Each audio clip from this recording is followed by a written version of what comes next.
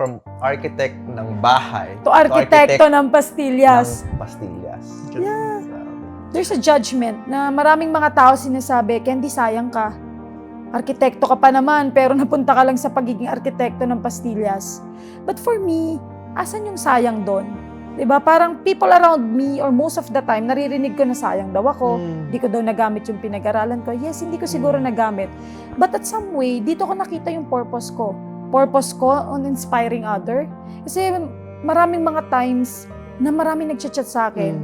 Miss Candy, thank you. Dahil sa'yo, may negosyo ako ngayon. Because of you, na-inspire akong magnegosyo. Ngayon, meron na akong 2 branch.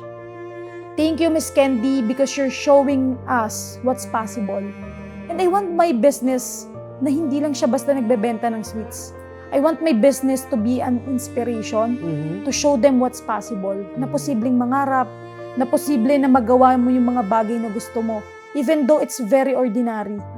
Gusto kong sabihin sa kanila, sa inyo guys, na even though how ordinary your product may seem, don't let other people dictate what you can achieve.